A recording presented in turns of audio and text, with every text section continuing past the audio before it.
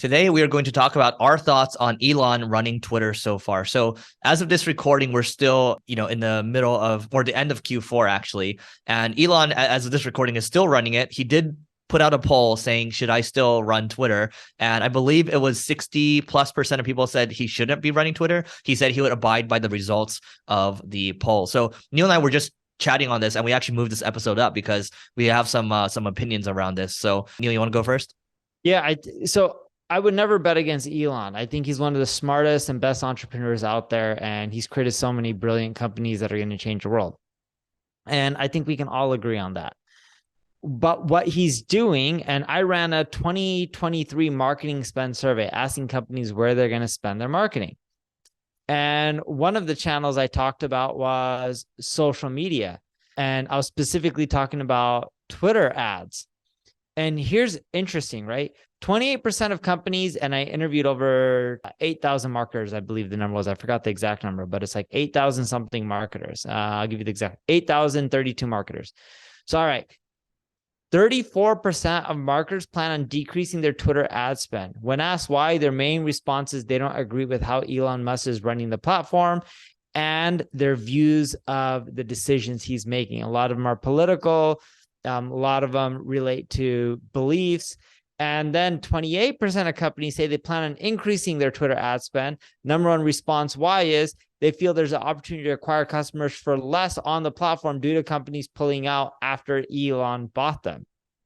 All I'm getting at is once Elon bought Twitter, he showcased more of his thoughts, and some of his actions have caused people to be more polarizing about him and what they think about him, which I believe is going to affect valuations of all his companies and how many people spend money with them. So in essence, I actually think it can hurt him more than help him. Yeah. So I think, at the end of the day, as much of a superhuman we believe Elon is, and we love what he's accomplished, and I think he's been a net positive for the world. I believe this is a distraction because you have, in one instance, you're sending rockets into space, and then eventually you're trying to mine asteroids and you're trying to get humanity to Mars, which is already hard enough. Like if you try to get that done in one lifetime, hard enough already. And on the other side, you have Tesla. You're trying to basically save the world, and like you've pushed this electric car, initiative. Everyone's doing that now, right? Like you have Benz doing it, you have Porsche doing it as well. And so I look at that and it's like, no, not only that, you're trying to reinvent energy, right? It's not even about the cars as much as it is about kind of energy in the long term. And so those are two very hard problems to solve already. And like you're trained as with the engineer mindset, you helped, with PayPal. What else did you do? He had X, which is PayPal. And then I think he had some other stuff going on too. But SolarCity, he had a computer company that sold, I think, to like CompuServe or CompUSA or something like that. He's done quite a bit, but yeah, Twitter doesn't fit in there, right? Like a lot of the new companies he's been creating, like SpaceX and Tesla, are really trying to change the world.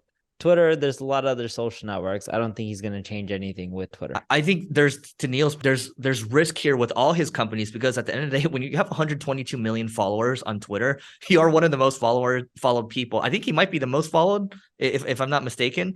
And it's just not worth it. Like the risk is not worth it from a liability standpoint. And then you got to think about it. Like he's working what he says at 100 to 120 hours a week. And then just the last week he was in Qatar for the World Cup. I mean, he's on overdrive right now. And I don't know how long you can keep that up as a human being. And so I think he's just one person. I think he's amazing, but I think this is hurting him ultimately. And I think it has been hurting Twitter. I think he's made a positive impact on Twitter as a product. I believe I've seen a lot more changes than I have in the last couple of years, but I believe he should take a step back, which he says he will, and he should go focus on his two main companies.